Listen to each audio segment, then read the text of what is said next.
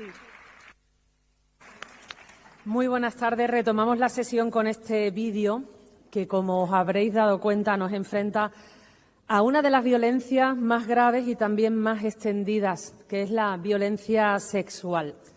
Yo estos días he estado buscando datos oficiales del Ministerio de Igualdad y en una de las macroencuestas que se realizaron en el año 2022 se constata que 1 de cada 2 mujeres han sufrido, o mejor dicho, hemos sufrido situaciones de acoso.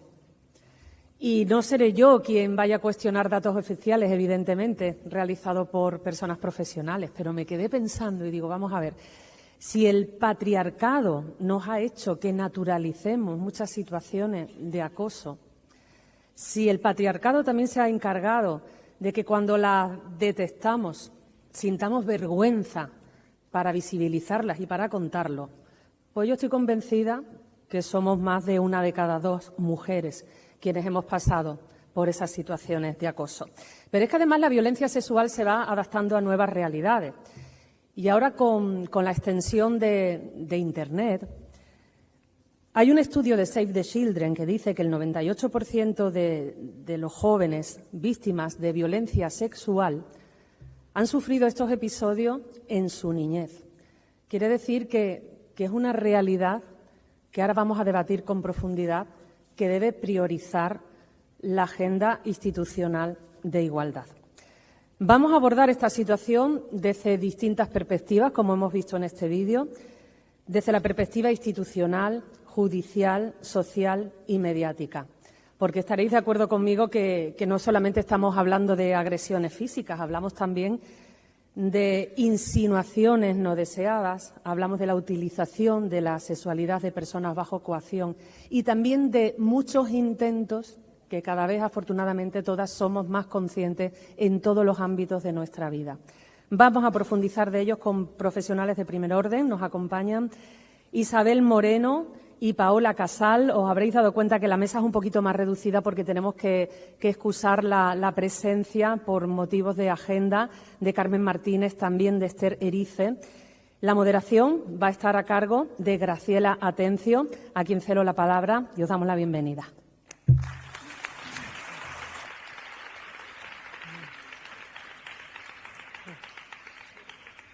Bueno, gracias, buenas tardes. Espero que hayáis disfrutado de la comida y de este espacio fantástico. Como dijo esta mañana Carmen Calvo, es un congreso que está, una jornada que está consolidada, ya es el 4º año. Yo tengo el privilegio de haber venido los 3 últimos y he visto la evolución y de la importancia que tiene, lo decía con mis compañeras hoy, la de reunirnos, la de empoderarnos colectivamente, darnos fuerzas y reconocernos. Porque el problema que tenemos en las sociedades patriarcales es que a las mujeres no se nos reconoce, ¿no? Por nuestro trabajo, por nuestra trayectoria, por nuestra lucha. Y estos espacios nos sirven para darnos fuerza y coger más optimismo por el mundo que nos viene. Bueno, a mí me va a tocar dar una pequeña introducción sobre la violencia sexual, ¿no? Digo pequeña porque el tema da para que podamos seguir profundizando y quiero decirles, para quienes no me conozcan, que soy la directora de feminicidio.net, que es un portal de información en el que desde el 2010 registramos, documentamos los asesinatos de mujeres por ser mujeres, ¿no? Si bien sé que las cifras oficiales están por alrededor de 25 casos, nosotras tenemos 62, ¿vale? Aquí aparecen casos que afortunadamente, en comparación con otros países, porque nos dedicamos también en nuestro observatorio a estudiar las estadísticas comparadas por países, España está en la franja más baja, ¿vale?, de feminicidios de Europa, ¿vale? Países como Francia, Alemania, propiamente Italia, ni hablar de otros más del norte, que de algunos ni siquiera tenemos cifras, está en la franja más baja. Y en violencia sexual, bueno, no lo quiero decir por fortuna, pero no tenemos muchos casos anualmente de feminicidios sexuales. afortunadamente. Pero sí creo que en estos 15 años que nosotros hemos documentado, estamos haciendo un estudio sobre los casos que tenemos para encontrar nuevos indicadores y para ver cómo es, digamos, la radiografía de los casos de mujeres asesinadas con componente sexual. Y lo que hemos hecho es, como vimos la proliferación de la violencia sexual, es crear un laboratorio que se llama geoviolenciasexual.com, que lo creamos en el 2016, y lo que tuvimos claro desde un principio que vamos a abordar esto en el ámbito de la justicia, es que habría que trabajar la violencia sexual desde una perspectiva multidisciplinar. No nos alcanza solamente con la denuncia, la persecución policial y que sea un delito en el marco de un ordenamiento jurídico. Porque yo siempre digo lo mismo con los feminicidios y también con la violencia sexual, que tiene formas extremas de violencia junto al feminicidio, que cuando actuamos después del delito estamos llegando tarde, ¿no? Que la mejor herramienta es trabajar en la prevención y en la sensibilización, que se trate de una cuestión social de primer grado en importancia, ¿no? en los derechos de las mujeres. ¿Y qué significa tratarla desde una perspectiva multidisciplinar? Que necesita un abordaje jurídico, un abordaje psicológico. La cuestión del trauma está en el centro, ¿no? Tenemos que tener profesionales preparados y preparadas para trabajar con esas mujeres a las que muchas se les rompe la vida, ¿vale? Las secuelas que deja la violencia sexual pueden ser tremendas. También hay que abordarlo desde el ámbito sociológico, desde el ámbito antropológico, desde el ámbito educativo, ¿no? Hay que invertir en nuestra currícula escolar más tiempo del que se invierte ahora, y las compañeras de coeducación van a hablar mejor que nosotras de este tema, de la prevención de la violencia sexual y la sensibilización, porque sigue siendo, y eso nos lo dicen las psicólogas, que trabajamos en un grupo, en un equipo interdisciplinar, que sigue siendo un tabú la denuncia, ¿vale? Y que un porcentaje, no sé, algunas lo sabráis a esto, importante de las víctimas que denuncian después de que ha pasado mucho tiempo. Por eso es que se pide que sea un delito imprescriptible, que nosotras también pedimos eso. Nosotras siempre pedimos lo máximo, en el movimiento feminista. ¿Y esto qué significa? Pues que tenemos que educar socialmente a cada una de nosotras como ciudadana de cómo actuar frente a un caso de violencia sexual, porque a mí me ha pasado con amigas que me lo han confesado. ¿Y tú qué haces protocolarmente? No tenemos que dejar todo en manos del Estado, también tenemos que actuar como ciudadanas y como personas. ¿Y dónde situamos la violencia sexual en España? Recordáis el caso de La Manada, ¿no? ¿Qué pasó cuando la primera sentencia de La Manada salió a la luz? Es que yo estaba en Madrid y me acuerdo que fui... se manifestó una cosa fantástica que situamos nosotros en feminicidio.net, y esto también a nuestra maestra, colega, y estamos en un máster, hemos promovido un máster de violencia sexual con perspectiva multidisciplinar, que incluye la abolición de la prostitución y de la pornografía, y forma parte estructural del máster, porque si en la conceptualización de la violencia sexual no incluimos la pornografía y la prostitución como dos formas de violencia sexual, estamos dando un concepto equivocado e incompleto de lo que es la violencia sexual. La prostitución y la pornografía están en el centro de la violencia sexual, son la pedagogía de la violencia sexual, son la reafirmación del rearme patriarcal. Sin embargo, en nuestro ordenamiento jurídico, me podrán corregir las juristas, la prostitución no está considerada todavía como una forma de violencia sexual, ¿no?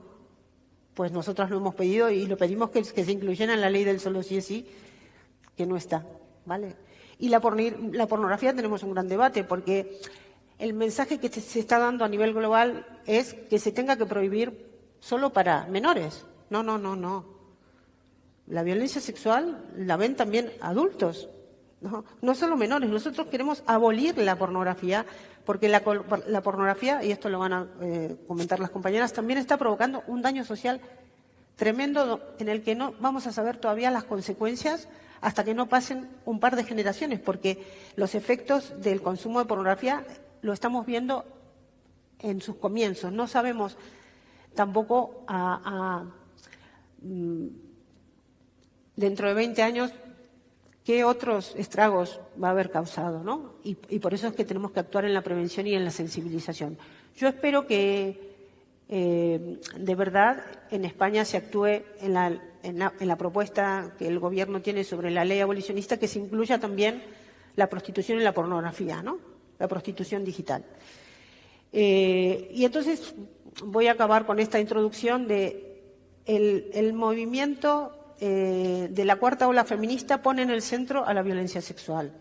Y ese movimiento feminista actual, ¿dónde comienza la cuarta ola feminista? Con la primera sentencia de la manada, cuando espontáneamente salimos, pero fue espontáneo, nos empezamos a enviar mensajes por las redes sociales de dónde teníamos que quedar, y no fue solo Madrid, también fue en Navarra. A ver si aquí hay compañeras pueden ser testigos de contar en qué otros sitios. Hubo manifestaciones espontáneas contra esa sentencia que dio después origen, bueno, después tuvimos la sentencia del Tribunal Supremo, la ley del solo sí es sí, no me voy a extender con esto. Pero antes de introducir a mis compañeras, también quiero coger el guante de algunas cuestiones que se mencionaron antes en la mesa anterior de Beijing más 30 y de la exposición que hizo Carmen Calvo. Las feministas que han estudiado de 40 años a esta parte la violencia sexual, algunas ya habían advertido la relación entre el fanatismo, el autoritarismo y el fascismo y la misoginia y el machismo, ¿vale? De que hay una relación entre ese perfil de hombres y un vínculo directo. Lo estamos viendo en que son los votantes a nivel global de la ultraderecha y del rearme patriarcal. ¿Y dónde se manifiestan preponderantemente ahora? Y eso es muy peligroso y lo tienen que conocer nuestros jueces y juezas y todos los que trabajamos en el ámbito social. En Internet, ¿no? La famosa machosfera.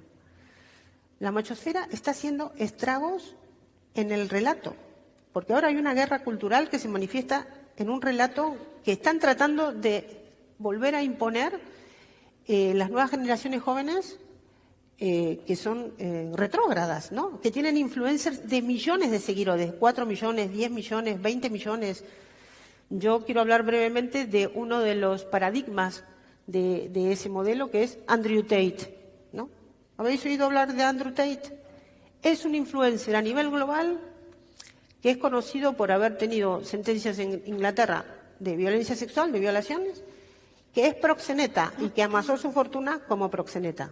Tiene una fortuna personal de más de 100 millones de dólares. Estaba preso, ahora le dieron un permiso, pudo volver a Estados Unidos en la era Trump, ¿no? Ahí vemos una conexión en la fratría, lo digo por Trump, hay pruebas fehacientes de que formó parte de la red de pederastia de Epstein, ¿no? Que se está tratando ahora de borrar. Y Andrew Tate, además de ser un influencer que educa a los hombres de cómo tienen que ser hombres con las mujeres, esto es público y tiene millones y millones de visionados en YouTube.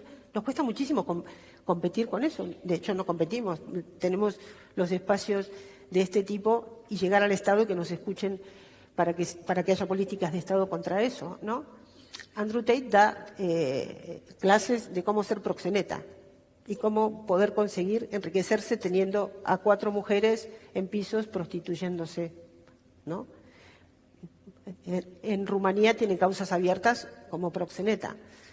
Ese es el modelo. Y aquí también tenemos ese tipo de personajes, ¿no? Entonces, en el centro de la violencia sexual está la abolición de la prostitución como reclamo y prioridad de la agenda feminista. Y creo que también tenemos que decir en este espacio, que lo ha comentado Altamira, y que tenemos que unirnos, ¿no? Que en el movimiento feminista hay un 100% de coincidencia en que necesitamos una ley abolicionista con los 4 pilares, que son los pilares: es persecución de todas las formas de proxenetismo, ¿no? Ayudas para las mujeres, ¿no?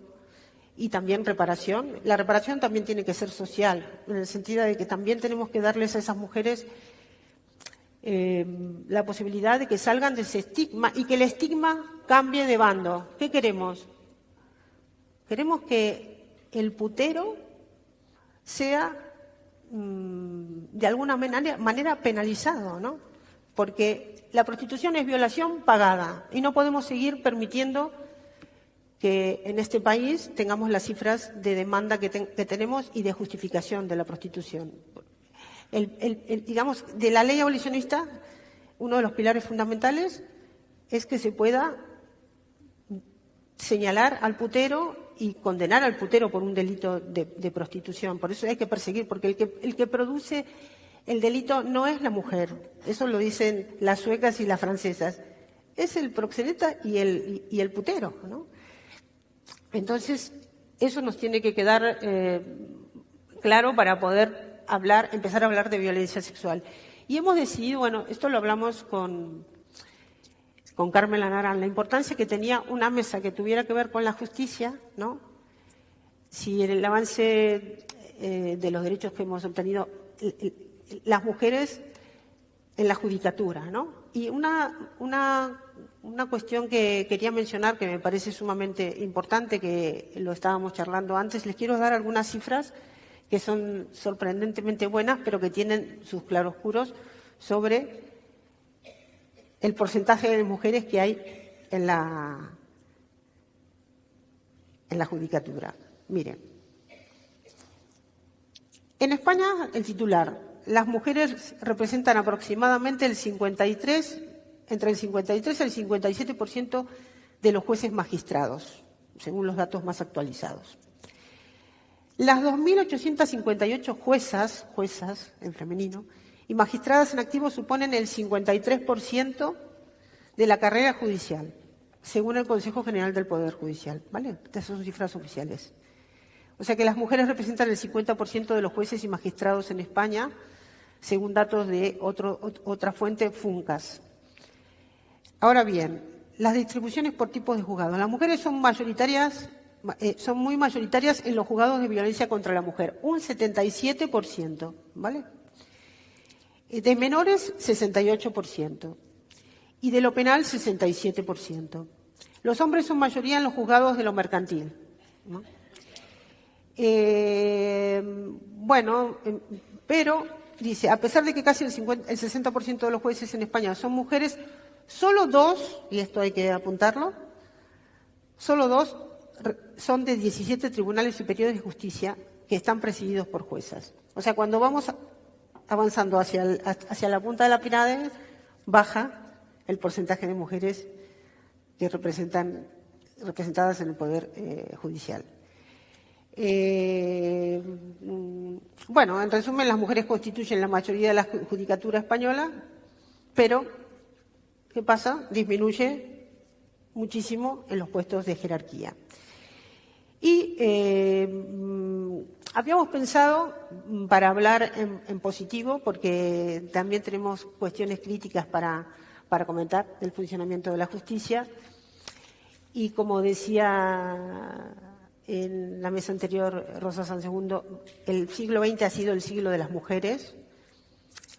El siglo XX ha sido también el siglo de la conceptualización de la violencia machista. O sea, la conceptualización de la violencia machista tiene un recorrido bastante corto. Hemos conseguido lo que no conseguíamos en milenios en menos de un siglo, ¿no? Y entonces eso ha derivado también que los ordenamientos jurídicos hayan incorporado derechos de las mujeres, ¿no? Entonces yo quería que me expusieran una jueza y una fiscal qué avances hemos obtenido, ¿no? Desde que España recuperó la democracia, que ha habido un salto enorme, y después está centrado en dos preguntas. ¿Qué hemos conseguido hasta ahora para hablar en positivo, ¿no? Y cuáles son nuestros retos y desafíos en cuanto a lo que tenemos que mejorar en la situación de la justicia. Entonces, voy a presentarlas ambas. Eso sí, voy a leer los currículos, si me permitís. Tenemos esa de formación.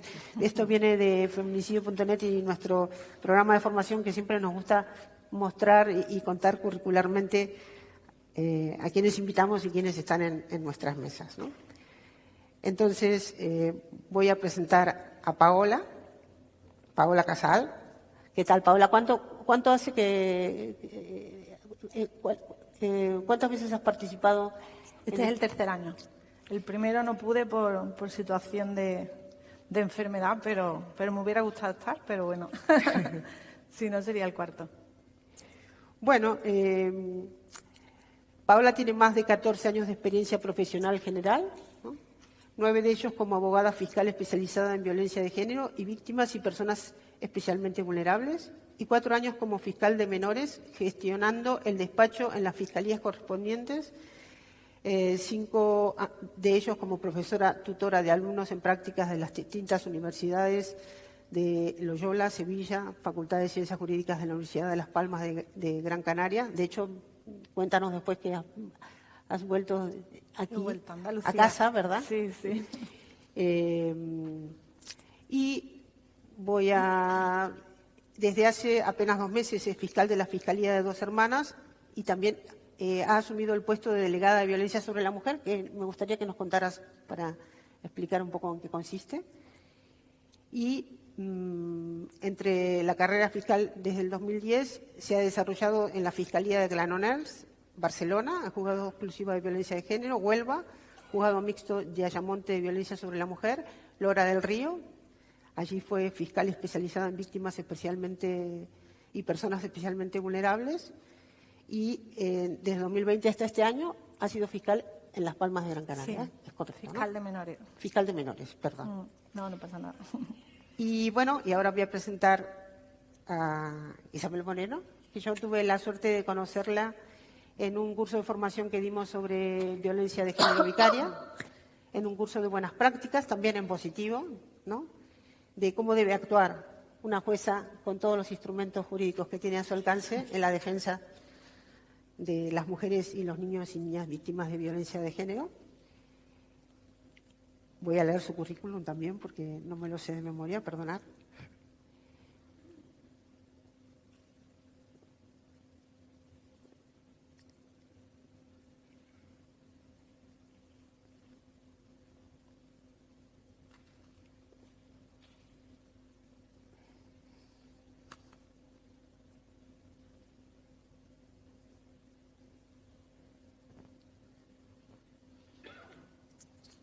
Bueno, Isabel Moreno Almagro es licenciada por la Universidad de Jaén, ingresó en la carrera judicial en el año 2002, habiendo ostentado la plaza de juez en distintos juzgados de la provincia de Barcelona. Muy joven, ¿verdad? Las dos muy jóvenes asumieron vuestros puestos, ¿no?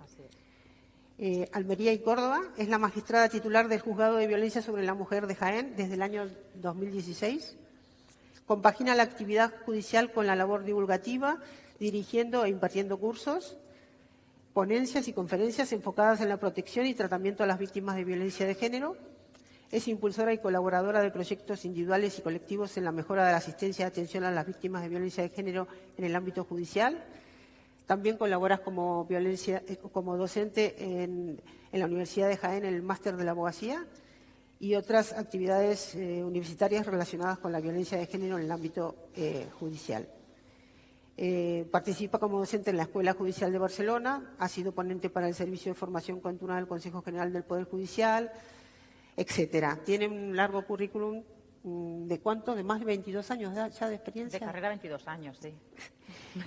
Y bueno, y quiero mencionar que ha obtenido, entre otros reconocimientos a nivel provincial y local, el Premio Menina en 2018, concedido por la Delegación del Gobierno Central en Andalucía, por las innovaciones llevadas a cabo en su juzgado para la mejora en la atención a la víctima, que esto es fascinante y es de lo que nos va a hablar también ahora. El Premio Plaza de España 2018, concedido por la Delegación del Gobierno Central en Andalucía con motivo del 40 aniversario de la Constitución Española, por destacar en el ámbito judicial. Asimismo, ha obtenido también en el año 2020 la Medalla Cruz al Mérito Policial con distintivo blanco. Bueno, muchas gracias por estar hoy aquí y por darnos una semblanza de cómo estamos y también una charla divulgativa para que aprendamos más sobre la justicia para las mujeres, ¿no? Muchas gracias. A ver, ¿quién comienza? ¿Comienzas tú? Vale, perfecto. Bueno, pues muchas gracias por la invitación nuevamente a este congreso.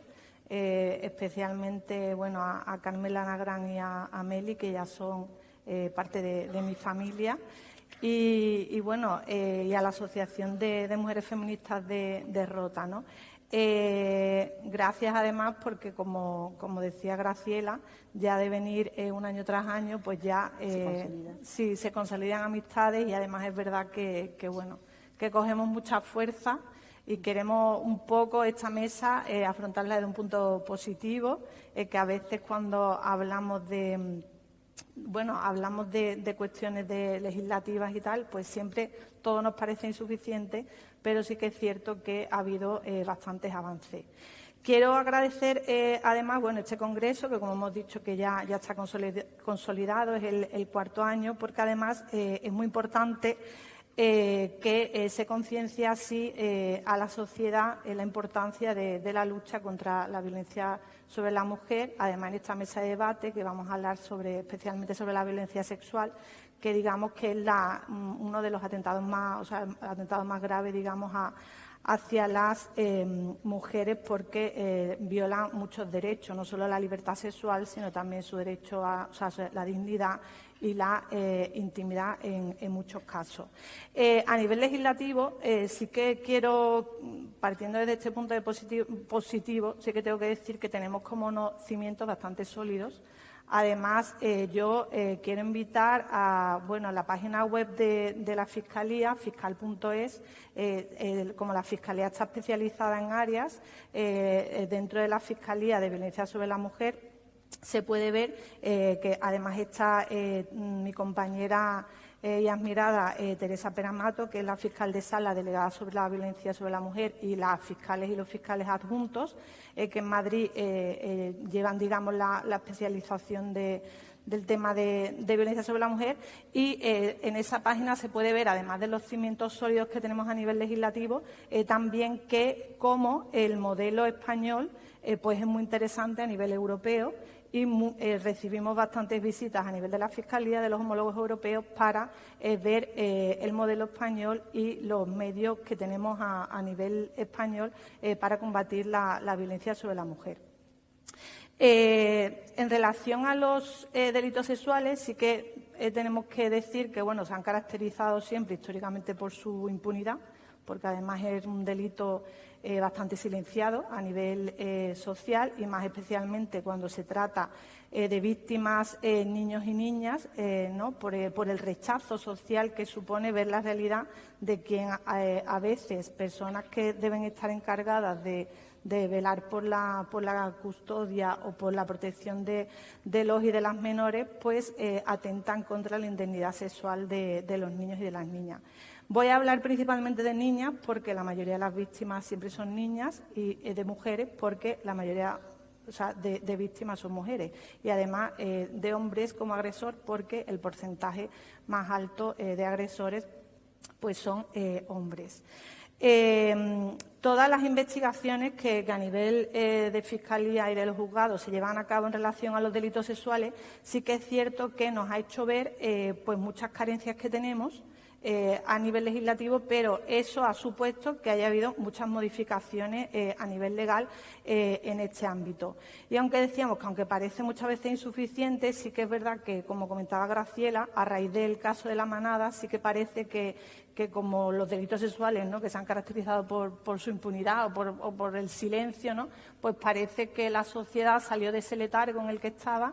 Y durante los 3 años que duró el proceso, el proceso, pues es verdad que el movimiento feminista fue súper importante y supuso muchos cambios. También tenemos un poco que tener en cuenta y estar como orgulloso del movimiento feminista, porque a raíz de este caso también ha habido movimientos como, por ejemplo, el de Cristina Fallarás, que abrió la plataforma de Cuéntalo, y eso fue un antes y un después también en la visibilización, ¿no?, de este tipo de delincuencia sexual que vivían las mujeres. Español, ¿no? Y también, además, incluso eso tuvo extensivo, que no sé si lo sabéis, que hubo que fueron a salas de teatro, que que se llamaba Acción Comadres, y Cristina Fallarás, incluso con Victoria Rosell y con, a veces eran un grupo de 4 o 5 mujeres, pues exponían cómo a lo largo de su vida habían sido víctimas de casos de abusos y de agresiones sexuales. Y yo, que tuve la oportunidad de ir cuando estaba en Las Palmas de Gran Canaria, que vinieron allí, pues en la misma sala de teatro, muchas mujeres exponían libremente sus casos después de que las mujeres que en este caso iba Cristina Fallarás, iba Carmele Marchante también, fue Victoria Rosell, no recuerdo quién más fueron, pero expusieron a lo largo de su vida algunas agresiones que habían sufrido. Y bueno, pues todo esto supuso como un movimiento. Entonces, yo siempre digo que tenemos que estar muy orgullosas de todos los avances que ha habido en este aspecto. A nivel legislativo también hemos avanzado un montón. Ya en el 2010 hubo una reforma del Código Penal bastante importante, pero ha habido reformas, digamos, aparte de la del 2010, también la reforma una de las más importantes ya en el 2015, que se elevó la edad de consentimiento de los menores de 3 a 16 años, por una exigencia europea, porque España, digamos, estaba debajo del límite a nivel europeo de lo que se consideraba la edad para consentir actos de naturaleza sexual.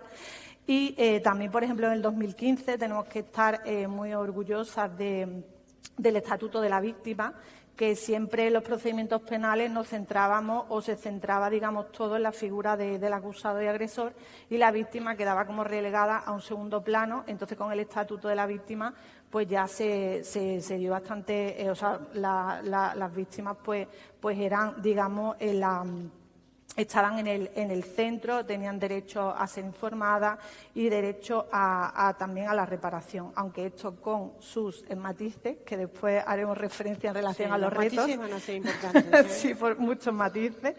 Y bueno, también quería, a nivel legislativo, la modificación, la ley que hubo de protección integral de la infancia y la adolescencia, del año 2021, que también, digamos, que los menores y las menores pues también estaban como relegadas a un segundo plano, y a raíz de esta ley pues también se les considera como sujetos de derecho y tienen derecho a ser escuchados. ¿Y por qué? Quiero hacer referencia, además también aprovechando que está aquí Altamira Gonzalo, lo he comentado antes, del estudio que elaboró la Asociación de Juristas Temis en relación a la respuesta judicial a la violencia sexual, que se analizó el contenido de 455 sentencias sobre las violencias sexuales que sufrían niños y niñas durante los años 2010 a 2019. Y también se tomaban, este estudio se publicó después en el 2020, y se tomó datos también de la macroencuesta de violencia sobre la mujer que hubo en el 2019. Pues este estudio, la verdad, revela cuestiones que son súper importantes. Primero, que por supuesto que como he dicho antes, la violencia sexual la sufren mayoritariamente las niñas, que son aproximadamente un 72,08%, y un 27,09% niños, y en el 98% de los casos es perpetrada por hombres. Además, también el 81% de las agresiones sexuales son cometidas por personas conocidas, y casi el 64% de las victimizaciones son antes de los 12 años. E incluso en la franja comprendida entre los 5 a los 12 años, el porcentaje es del 59%. ¿Qué pasa con estos datos? Pues principalmente que las víctimas de delitos de agresión sexual en muchas ocasiones, la mayoría de las veces son niñas. Y lo que hacía referencia en relación a la tardanza en denunciar es que a veces una niña, a veces no, claro, es que las niñas no identifican las agresiones sexuales como tal, porque tienen desconocimiento que eso es un acto de naturaleza sexual. Y además sucede también que cuando cuentan los hechos, pues evidentemente ha pasado mucho tiempo desde que el hecho se ha cometido, y eso se traduce muchas veces en sentencias absolutorias. El estudio que elaboraba la Asociación de Juristas Temis también hacía referencia a lo importante que era la formación y concienciación, ya no solo a nivel judicial, sino también en colegios, en centros sanitarios, centros de protección de menores, centros de acogida, porque solo un 4,24% de denuncias provenían de centros escolares, sanitarios y centros donde realmente están las víctimas de agresiones sexuales. Y el motivo principal se centraba en la falta de formación. Yo sí que es verdad que bueno, estos datos son de la encuesta, como he dicho, de intervalo 2010-2019, y el estudio se publicó en el 2020. Yo, que he sido fiscal de menores del 2020 a recientemente, 2025, sí que es verdad que hemos visto a nivel de fiscalía cómo ha habido un aumento considerable de los centros escolares, desde luego, se han puesto las pilas, viendo esto desde un punto de vista positivo, se han puesto las pilas en la formación, y sí que a nivel de fiscalía hemos recabado muchas denuncias de directoras, profesoras, profesores de centros escolares o de centros también de salud incluso, que exponían o tenían dudas de si un menor o una menor era víctima de una agresión sexual. Además, también se promueven muchas veces charlas en los centros escolares, y es verdad que a raíz de estas charlas, pues muchas menores se han dado cuenta que ellas habían sido víctimas de agresión sexual. Entonces, por eso, dar a conocer estos datos son muy importantes. También la Ley de Protección Integral de la Infancia y la Adolescencia prohibió la aplicación del inexistente síndrome de alienación parental, que es muy relevante porque se usaba muchas veces este falso síndrome, que además no tiene ningún aval científico, para, como principalmente las personas que denuncian o las menores ponen en conocimiento haber sido víctimas de agresión sexual, según las estadísticas y según los datos, principalmente las que denuncian son las mujeres o las madres de estas niñas menores, pues muchas veces, claro, se usaba el síndrome de alienación parental porque socialmente, como digo, a veces cuando una menor relata haber sido víctima de una agresión sexual, si partimos del dato de que casi siempre es una persona conocida o del círculo del entorno familiar, eso nos causa tal rechazo social que solemos tender a no creerla. Entonces, se consideraba que existía síndrome de alienación parental para que, bajo la idea preconcebida de que la madre había metido esa idea en la cabeza al menor o a la menor para separarlo del padre. Además, también se utilizó en muchos casos para retirar guardia y custodia de menores a las madres. Pues con esta ley también se prohibió el síndrome de alienación parental. Y también algo súper importante es que se estableció la obligatoriedad de la prueba preconstituida cuando una víctima de una agresión sexual era un menor de edad. Sí que es verdad que esto también con matices, porque a nivel legal queda muy bonito sobre el papel, pero después a veces a nivel de la práctica del día a día, lo hablaba antes con mi compañera, pues es muy difícil, porque si partimos de que hay que hacer una prueba preconstituida, de que la finalidad de la prueba preconstituida es que no pase mucho tiempo entre la denuncia y el enjuiciamiento, pues a veces, al final, cuando llega el momento del enjuiciamiento, se considera necesaria otra vez el relato del testimonio. Todo esto dependiendo, por supuesto, de la edad del menor o de la menor. Pero es cierto que lo hemos comentado antes, que bueno, se supone que hay obligatoriedad de la prueba preconstituida, pero con matices. No obstante, ahí está. Bueno, si quieres, por el tiempo. Sí, no, y solo decir también, bueno, la ley del 2022 de garantía integral de la libertad sexual, pero que mi compañera también va a hacer referencia a la ley, entonces la dejo a ella y ya yo termino. No, gracias. Perdón, es para poder dar lugar a la parte crítica o claroscura, ¿no? Sí. Gracias. Bueno, buenas tardes. Lo primero también yo quería agradecer a la Asociación de Mujeres Feministas de Rota la invitación a esta mi primera vez en este cuarto congreso, especialmente a Carmen, y es un placer compartir mesa con Paola, a quien he tenido el gusto de conocer hoy y ya la conozco para lo que necesitemos, y por supuesto con Graciela. Bueno, yo voy a dar un punto de vista muy judicial y voy a la pregunta que ella misma ha formulado. ¿Ha habido un avance en democracia en los derechos adquiridos por la víctima? Sí, y en mayúscula.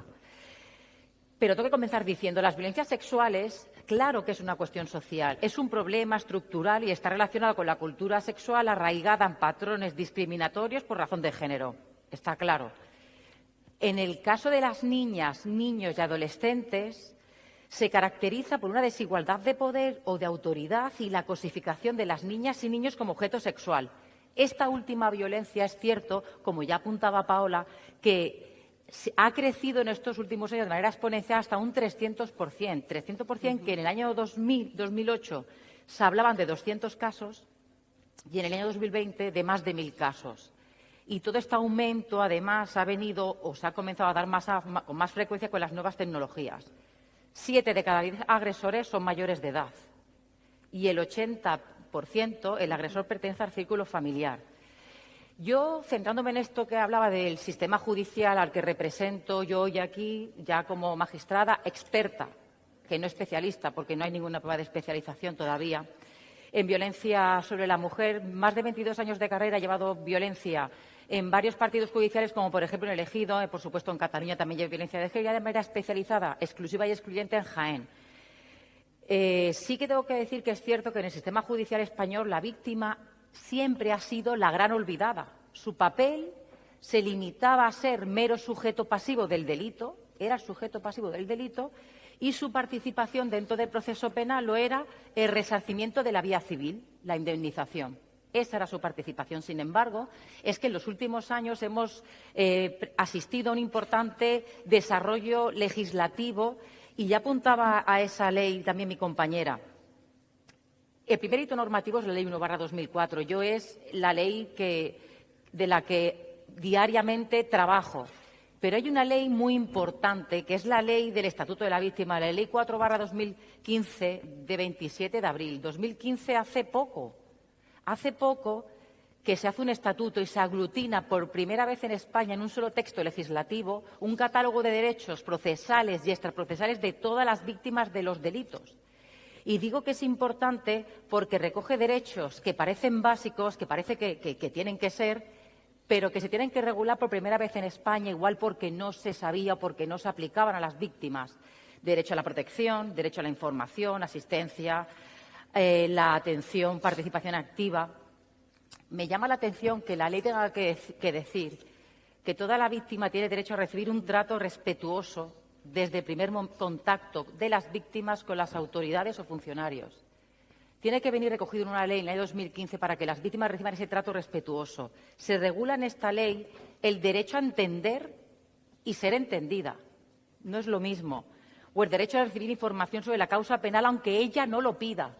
Yo, en toda comparecencia que recibo a la víctima en primer lugar, le entrego un catálogo de derechos que yo misma elaboré con todos los teléfonos de su interés y le digo que nos dé no solamente la dirección postal, sino un correo electrónico, porque aunque ella no lo pida, tiene derecho a saber en todo momento cómo está su causa penal, la situación personal del investigado, si se hallara en prisión, si lo dejo en libertad, las medidas cautelares, cómo va su procedimiento. No tiene que pedirlo, porque es el derecho a la información que viene contemplado en la ley. Pero es que, además, derecho a la traducción e interpretación, que parece obvio, pues no siempre pasa así, y más en un mundo tan globalizado como el nuestro. Fíjense, habla la ley, esta que digo tan importante, lo que hablábamos del tiempo, la tardanza de la víctima en denunciar, esa perspectiva de género que hay que tener. El reconocer el periodo de reflexión en garantía de los derechos de la víctima. Una víctima no está preparada para denunciar cuando uno quiere. Iniciamos miles de causas en el juzgado de violencia sobre la mujer de causas de protocolo cero. Protocolo cero es cuando la víctima no quiere denunciar, pero empezamos causas. ¿Cuántas víctimas me vienen que no quieren denunciar? Desde el primer momento tienen el apoyo del Servicio de Atención a las Víctimas, que está dentro del propio sede judicial en mi juzgado, para que hablen con ellas, para prepararlas. No siempre están preparadas, porque el paso que tienen que dar es la persona de la que se supone que debe recibir ese apoyo, ese respeto, el padre de sus hijos. La ley habla de un periodo de reflexión que a veces hay que darlo. o el acceso a los servicios de asistencia y apoyo. Por eso digo que es tan importante, avances muchos. Fíjense lo que estoy diciendo que recoge la ley, o el derecho de las víctimas a la protección. Derechos que viene contemplado en la ley, artículo 25 y 26, porque es muy importante, porque un derecho tan fundamental como el derecho a ir acompañadas a una declaración ante un juez o una jueza de una persona que le brinda apoyo moral. Yo a veces que hay víctimas que no están preparadas para declarar, víctimas que por personales características necesitan de alguien que le brinde apoyo, que le dé una mano. La víctima tiene derecho a entrar con una persona que le brinde ese apoyo moral. Entran en ocasiones, si no tiene nadie que le brinde ese apoyo, lo hacen las propias psicólogas del Servicio de Atención a la Víctima, del SABA. Entra y es muy importante porque ese acoger de manos a veces da más fuerza de lo que parece para una declaración que, insisto, que a veces va a ser la única prueba con la que contemos para una eventual condena del agresor. Eso por ese lado. Pues no solamente a que le brindes apoyo moral, que dice esta ley 2015, de hace 2 días, pero otra muy importante, el derecho a evitar el contacto visual. ¿Sabe la de veces? Eso, el juzgado de Jaén, si lo logro, tenemos una sala amable en el que hay una sala con una mesa además y una silla que pedimos que a la Junta de Andalucía para que lo reclamábamos por pasiva y activa para que mis mujeres vienen con hijos.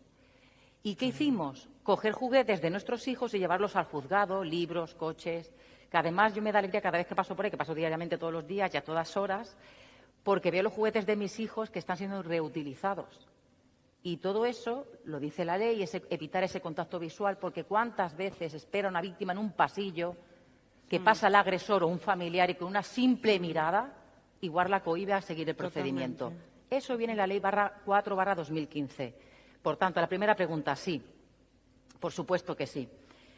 Y luego hay otra que también es muy importante, ley muy controvertida, pero yo me voy a centrar en lo positivo, que es la Ley Orgánica de Garantía Integral de la Libertad Sexual del año 2022, como saben.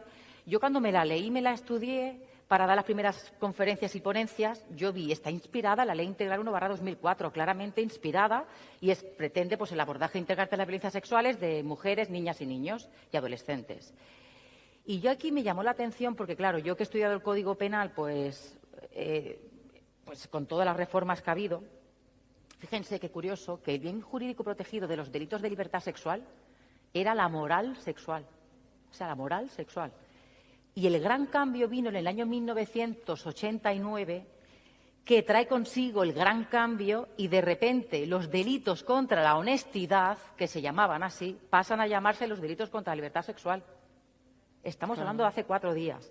Y el Código Penal de 1995, que es nuestro Código Penal actual, ya con sucesivas reformas que ha habido para introducir tipos penales o lo demás, y así es verdad que consolida esta estructuración de derecho penal sobre la base de la libertad sexual como bien jurídico protegido.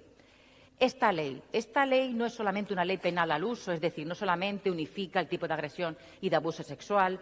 Es cierto que es pionera porque la ley del sí es sí implica que el consentimiento es el eje central de la agresión sexual. En unos casos aumenta las penas, en otros se disminuyen y además se introducen 3 tipos penales. ¿Vale? Tiene parte de ley penal, pero lo más importante es una ley integral. Una ley integral que proteja a las víctimas de violencia sexual porque pone acento en la prevención, que fallamos, en la detección, que fallamos, y en la erradicación de las violencias sexuales. A nivel judicial ya veníamos trabajando, los jueces de violencia, las juezas de violencia sobre la mujer, venimos trabajando en violencia sexual. Tenemos experiencia en el ámbito de la pareja o expareja, que parece camuflada, pero solamente hace falta tirar de un hilito para ver que muchas mujeres que están sometidas a esa situación de control, de humillación, de vejación, de agresión física, también sufren violencias sexuales a diario. Una violencia sexual que es más silenciosa, porque quizás para no enfadarlo siempre dice la misma frase y termino accediendo. Trabajamos ya esa forma de violencia sexual aplicando esta ley, que parte de la base de la ley integral, pero que yo ahora quiero enumerar, como muy jurista que soy y tengo que decirlo, lo que trae consigo esta ley de garantía integral. En primer lugar, a nivel judicial, ¿qué implica? Uno, que hay que recoger los datos estadísticos. Muy importante que se recojan los datos estadísticos de forma trimestral por parte de los juzgados para ver pues, el alcance, los efectos, índices de condena de violencia sexual. Otra cosa que viene en la ley que no se ha hecho Yo lo he hecho yo, pero se supone que me lo tenía que haber brindado la Administración Pública y no me lo dio.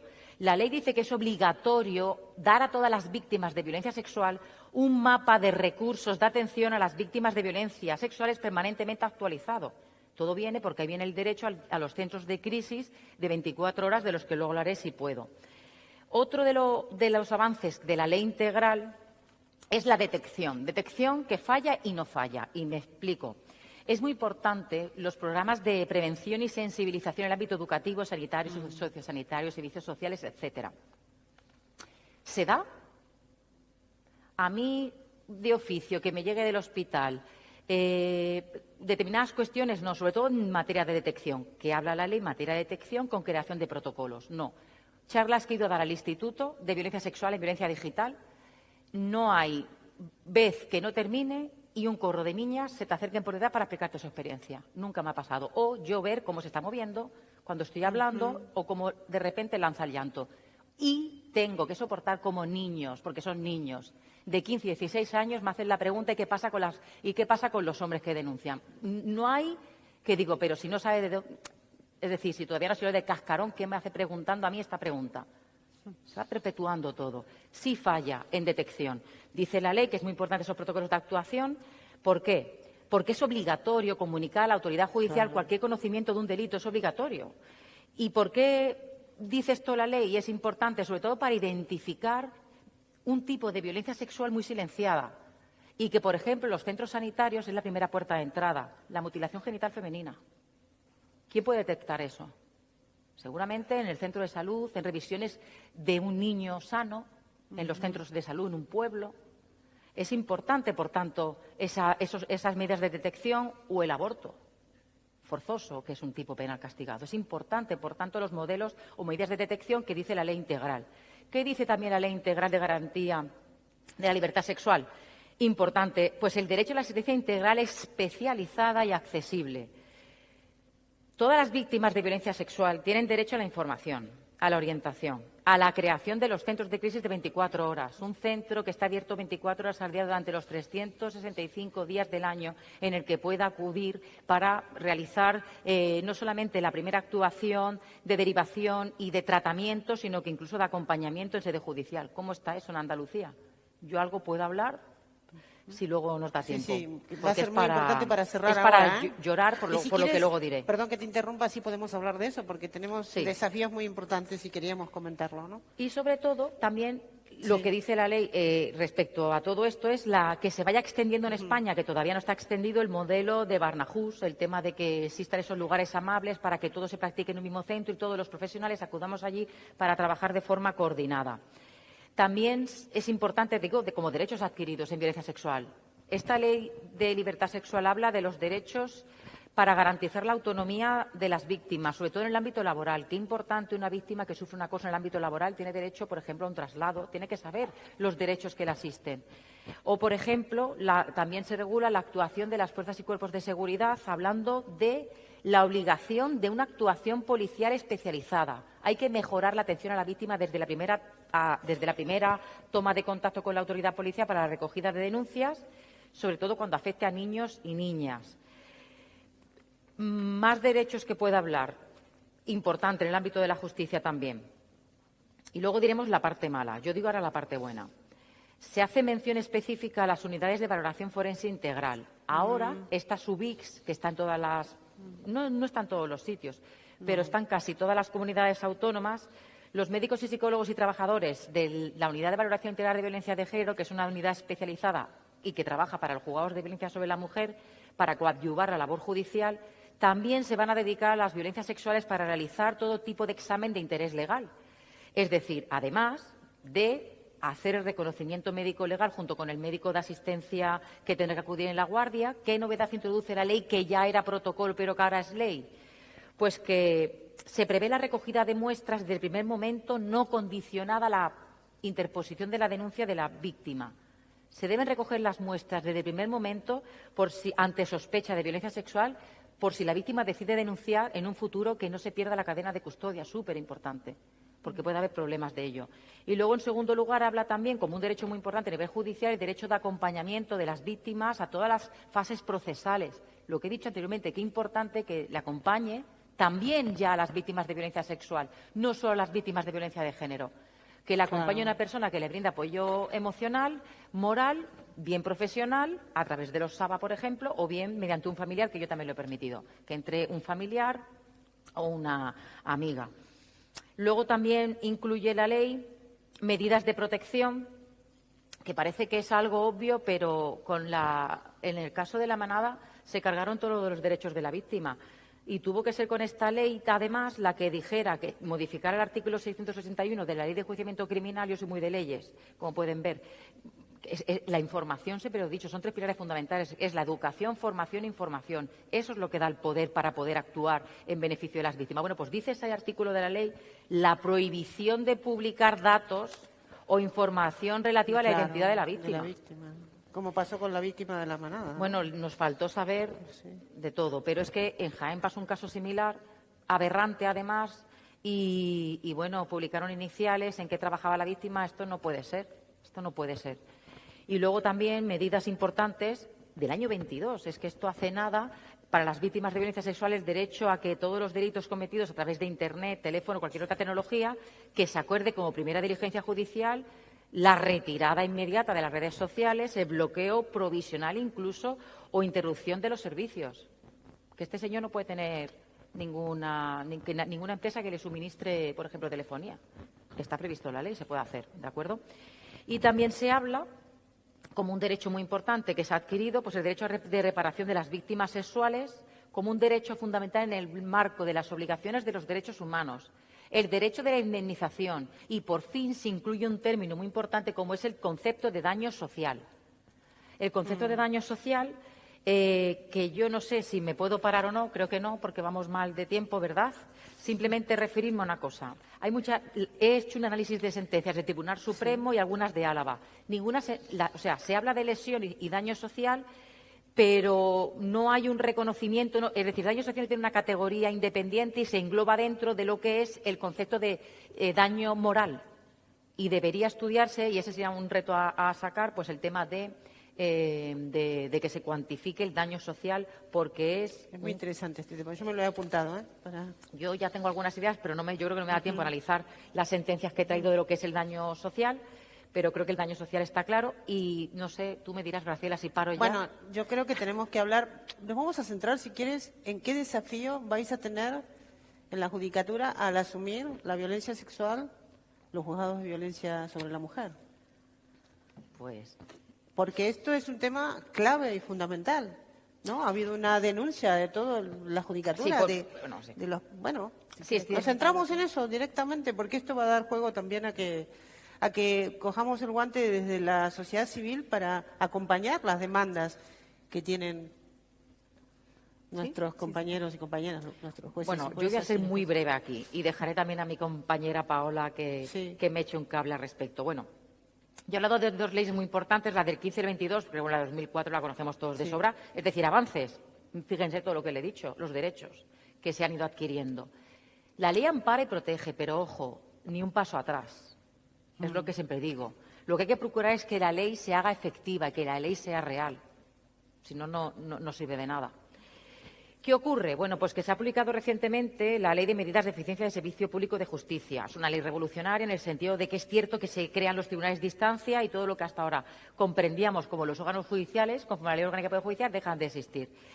Se crean como secciones específicas, 2 muy importantes. Una es la sección de violencia sobre la mujer y otra será, y digo será porque aún no se han creado ni sabemos nada, la sección contra la infancia y la adolescencia.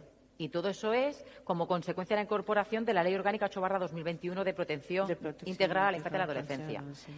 Estas secciones contra la infancia y la adolescencia se supone que se van a crear en la mayoría de los partidos judiciales, capitales de provincia, a partir del 31 de diciembre. Sin embargo, las competencias entran el 3 de octubre. Las competencias entran antes que los juzgados entren, ¿me entienden? Y entonces dice la ley que las secciones de infancia y la adolescencia van a conocer de los delitos sexuales contra niños, niñas y adolescentes, mientras que las secciones de violencia vamos a conocer, además de todo lo que ya llevamos, de todos los delitos de violencia sexual mutilación genital femenina, matrimonio forzado, acoso con connotación sexual y la trata con fines de explotación sexual. Esto no es objeto de discusión de que debe ser competencia de un órgano especializado. A mí no me cabe duda. Lo dice el informe Grevio, lo dice el Convenio Estambul. Es una extensión subjetiva y objetiva de lo que es la violencia de género, más allá de una relación de pareja y más allá de un catálogo cerrado de delitos. Porque es cierto que España había puesto el enfoque en lo que es la violencia de género en el ámbito de la pareja o expareja, pero había olvidado otras formas de violencia como la sexual, matrimonio forzoso, mutilación genital o la trata fuera del catálogo de violencia de género. Hasta ahí bien, ¿verdad? Es decir, que conozcamos los juzgados de violencia sobre la mujer. ¿Qué ocurre? Pues que ha sido a coste cero. ¿Qué significa coste cero? Pues, por ejemplo, que a mí me dejan como estoy, comarcalizada, porque desde abril del 2024 no solamente conozco del Partido Judicial de Jaén, sino que también me han dado el Partido Judicial de Martos, otra población igual muy grande. Es decir, llevo medio Jaén, provincia de Jaén, y además me dan todos estos delitos nuevos a coste cero, con los mismos medios que tengo. Estamos advirtiendo, todos los órganos judiciales de toda España, créanme, que va a haber una sobrecarga de trabajo. Una sobrecarga de trabajo porque va a impedir, porque esto no es tanto cuantitativo como cualitativo. Claro. Yo quiero dar la atención debida a todas las víctimas de violencia.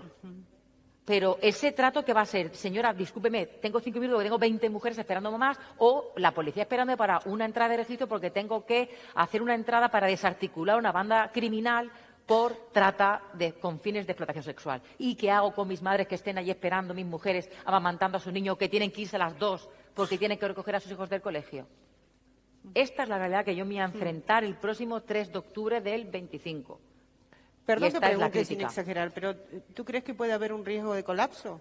Sí, lo hemos advertido ya, pero es evidente. Si me dan más con lo mismo... Yo, cuando no me dieron Martos, con mi partido judicial yo iba a un mes vista. Yo, una mujer ponía una denuncia, los detenidos es inmediato. Pero en menos de un mes estaba su procedimiento ya todo atajado. Ahora la lista de espera son 6 meses. Qué barbaridad. No puedo, estoy sola. ¿Cómo lo hago? Si no me han dotado de medios. Eso por un lado. 2, la ley hace referencia... Yo no me gusta dar poca calidad. Lo que pasa es que es lo que estamos hablando. Todo esto va a costa de nuestra salud. Sí. La nuestra. Sí, porque una de las preguntas, a raíz de que esto lo comentábamos antes en la hora de la comida, es, bueno, ¿y cuál es el efecto en la salud vuestra? Como el peso que tenéis, ¿no? Y la responsabilidad, porque hablamos del cuidado a las cuidadoras, pero también en este ámbito es fundamental, ¿no?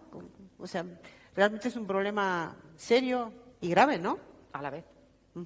Entonces, ¿qué reclamáis desde la Judicatura, la Fiscalía? ¿Qué reclamáis para que también, bueno, tú querías terminar? La creación de nuevas plazas de jueces o juezas, la creación de plazas y otra muy importante, que es una cuestión que nadie sabe todavía, porque aquí lo que se reclama es, se dice en el Convenio de Estambul y el informe Grevio, que las violencias sexuales, violencias de género, serían por jueces especialistas, ¿no?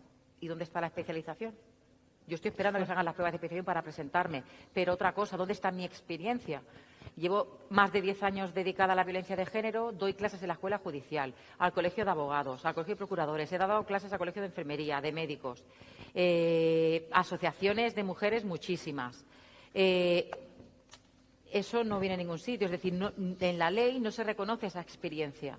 Es decir, no se va a reconocer esa experiencia. Y además nuestra promoción profesional la han capado porque precisamente dice la ley de la Orgánica Poder Judicial que los concursos para las plazas de violencia sobre la mujer tienen preferencia a los que estén en el órgano penal. Y, sin embargo, los juzgados de violencia sobre la mujer, según una sentencia del Tribunal Supremo del 19, se nos consideran órganos mixtos. Por tanto, cualquier juez de instrucción va a poder ascender a una audiencia provincial especializada, mientras que los que estamos en violencia más de 10 años no vamos a poder ascender. Vamos a seguir igual que estábamos, porque no se tiene en cuenta ni la especialización ni la experiencia, cosa que se han tenido en cuenta, por ejemplo, para las secciones de familia, que consideran preferentes a un juez que haya estado 3 años anteriores en un juzgado de familia y, sin embargo, violencia no lo han tenido en cuenta. Se olvidan de la especialización y se olvidan de la experiencia. Bueno, gracias por tus aportes, de verdad. ¿Presentas a Ángeles? ¿Qué quieres decir? Que quería... ¿A Ángeles la presentamos? ¿El qué, perdón? Que hablas tú y presenta a Ángeles, que nos quedan 10 minutos, que Ángeles quería... Ahora... ¿Dónde está Ángeles? Que le vamos a ceder la palabra un momento, que quería... Sí, ahora te... Yo brevemente quería decir un poco 3 frases en relación a los retos, y con independencia de que yo digo que a nivel de fiscalía, de judicatura, a veces tenemos pocos derechos laborales en general en relación a lo que hablábamos, ¿no? Y que, por supuesto, hace falta la creación de más plazas, porque muchas veces, por la insuficiencia de recursos o de personas, damos una mala atención a las víctimas. Yo he comentado antes a nivel coloquial que a veces una misma fiscal pues atiende varios juzgados y te impide la imposibilidad, evidentemente, del don de la ubicuidad no se tiene y no puedes atender a una víctima de un sitio y de otro. Además, también de uno de los retos, y que porque hablaba mi compañera del servicio de atención a las víctimas, pero no en todas las comunidades hay servicio de atención a las víctimas y ni en todos los pueblos. Entonces, es verdad que no hay víctimas, no se considera víctimas, depende del territorio donde estés. Después Perdón, ¿y eso cómo se puede corregir? Claro, o sea, a nosotros no nos corresponde, pero claro. Yo, por ejemplo, he estado 5 años yo he estado... Yo lo comento porque lo hablaba antes con mi compañera, bueno, con mi amiga, con Laura, que claro, yo que estuve en Lora del Río y era fiscal de enlace especializada en víctimas y personas especialmente vulnerables, y tenía reuniones mensuales con el Servicio de Atención a las Víctimas, que en Andalucía tengo que decir que funciona súper bien, y es verdad que cuando llegué a Las Palmas de Gran Canaria es que no existía Servicio de Atención a las Víctimas. Entonces, es verdad que, bueno, y también incluso a nivel de cada juzgado, pues a lo mejor, ahora que estoy en Dos Hermanas y me ha dado poco tiempo todavía de desempeñar como fiscal de violencia sobre la mujer, sí que es verdad que a lo mejor en la Fiscalía de Dos Hermanas sí hay servicio de atención a las víctimas, pero el otro día que fui a la Guardia de Lebrija, ahí había víctimas y no había nadie de servicio de atención a las víctimas, porque es otro pueblo. Entonces, pues yo digo que todas las víctimas tengan los mismos derechos con independencia del lugar donde estén, y que, por supuesto, no depende de nosotras, que nos encantaría, pero no se puede. Y también otra cosa súper importante que viene reclamando también la fiscal de sala, Teresa Peramato, por ejemplo, la reforma de la ley de enjuiciamiento criminal, porque aunque el estatuto, o sea, aunque cuando las víctimas, como estamos enfocándonos en temas de delitos sexuales, cuando son menores de edad las víctimas, sí que es obligatoria la prueba preconstituida, pero cuando una víctima es mayor de edad, pues no existe legalmente, no está regulado. Entonces, entre que no hay, digamos, la dilación en los procedimientos de temas de delitos sexuales, que no se le da celeridad o prioridad en la celebración de los juicios, pues a veces, entre que la víctima denuncia, que ha relatado los hechos a la policía, va después al médico forense, después o sea, las víctimas de delitos de agresiones sexuales que relatan los hechos una y otra vez. Entonces creo que, al igual que se ha reconocido legalmente para las víctimas menores de edad, se debería reconocer para cualquier víctima, mujer de una agresión sexual, porque muchas veces no quieren ir a juicio, no quieren contar lo mismo una y otra vez, y las víctimas necesitan cerrar puertas y sentirse reparadas. Y entonces, si se alarga tanto en el tiempo, pues se le es una forma de revictimización. Sí, sin lugar a totalmente. dudas. Y bueno, ya también brevemente en relación a las indemnizaciones y a los informes médicos, que muchas veces se centran en la credibilidad del testimonio de la víctima y no se valora realmente el daño que supone a una víctima de agresión sexual el haber sido víctima de agresión sexual, y no se especifica y concreta, aunque después de lo que me ha comentado mi compañera, que yo lo desconocía porque llevo poco tiempo ahora mismo como fiscal de violencia sobre la mujer, la externalización me ha comentado del tema forense, pues claro, no se especifica, digamos, la duración del tratamiento y no se concreta en la valoración del daño en concreto a las víctimas. Y nada, yo creo que con eso ya damos paso a Ángeles, que yo siempre digo que yo soy feminista, y mi gran maestra es Ángeles Sepúlveda, a la que admiro y adoro. Y nos va a hacer, no sé si va a subir a... No, creo que le vamos a dar un micro, que es una pregunta, va a ser una participación especial de la situación en Andalucía con relación a estas carencias que quería comentar. Tenemos no mucho tiempo, 5 minutos para cerrar. Si quieres... Sí. Sí. Sí, bueno. Muchas gracias por nombrarme Paula, que de sobra la luna. Bueno, yo quería hablar del tema forense, la situación en general y en Andalucía en particular.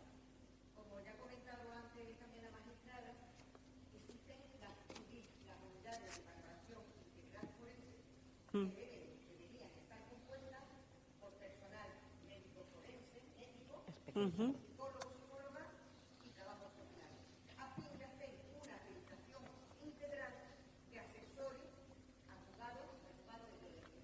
Esto se creó con la Ley 1 del 2004. Tengo que decir que en la mayoría de los sitios en Andalucía no es así. Andalucía fue pionera, pero en la mayoría, en gran parte, no voy a decir la mayoría, de los lugares de España todavía no están implementadas adecuadamente las medidas. ¿Qué situación tenemos en Andalucía? Existen teóricamente las SUBIC, que deberían ser por juzgados de violencia, pero al menos hay una por provincia, pero no están completas. En unos lugares hay médicos, en otros hay psicólogas y en otros, bueno, pues va cojeando. ¿Qué problemas tenemos? Falta de personal, poca estabilidad, porque es un lugar donde entran y salen profesionales porque están no solamente peor considerados y peor pagados de más de guardia respecto a otros destinos forenses. Y además existe, ¿se me escucha? Sí. Existe una gran falta de formación. No he dicho nada que no se haya hecho. Pero es que tenemos además en Andalucía, y creo que en otros sitios también, una solución genial que ha dado nuestro actual gobierno de Moreno Político. Externalizar la acreditación. Atención, porque en vez de dar recursos, etcétera, pues ha hecho una serie de contratos a empresas de acreditaciones, dicho sea de paso, la mayoría de acreditaciones en accidentes de tráfico, para que se hagan los informes forenses psicológicos en esta materia. Evaluar a la víctima, evaluar al agresor, evaluar a los hijos e hijas, asesorar en todas estas situaciones, incluso en la medida a seguir.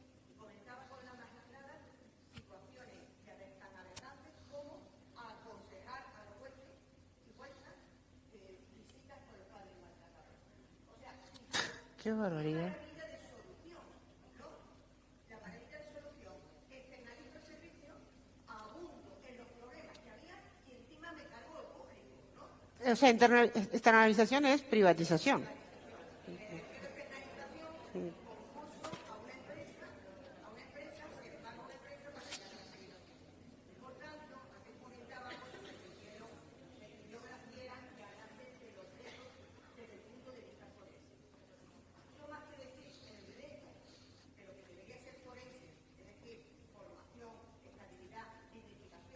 Recursos humanos, yo voy a decir que no se estropee y no se desmantele lo que ya estaba hecho por los gobiernos. Vamos a ver. Sí. Muy importante, muy importante.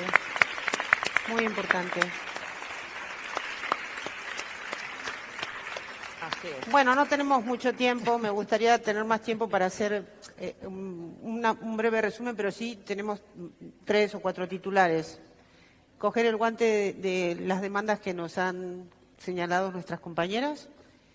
La importancia que tiene hacer valer una ley, ¿no? Que nosotras como ciudadanas y víctimas conozcamos la ley para hacerla valer, ¿no? Formación, formación, formación. Es un gran reto porque sigue siendo una falencia importantísima.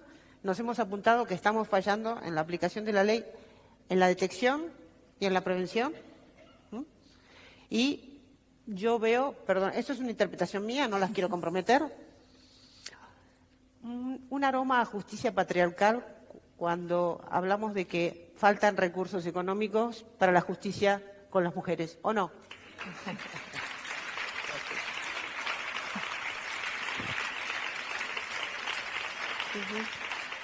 Y que necesitamos incorporar este tema urgentemente porque estamos hablando de víctimas de violencia sexual. No podemos permitir que la justicia colapse. Nosotros tenemos un deber también ciudadanos, ¿no? De que escuchen a los jueces y a las juezas, a la judicatura, que por cierto, como dije al principio, la mayoría son juezas que van a tener esa carga, ¿no? Así que nos retamos a eso, a incorporar esta demanda a la agenda feminista. Muchas gracias y ahora damos lugar a la siguiente mesa y, por supuesto, un abrazo gigante y mil gracias a Carmen Larragrán y a Mujeres Feministas de Rota por poder estar hoy aquí un año más.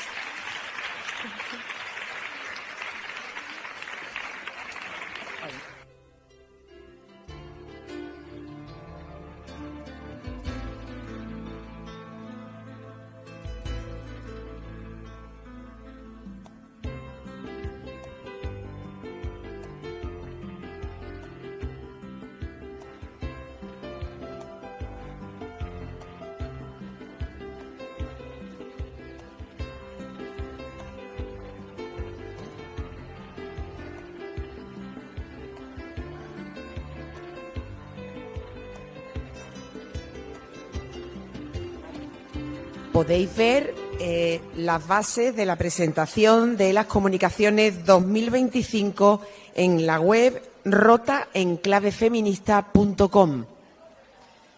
Vamos a hacer una pausa de 15 minutos.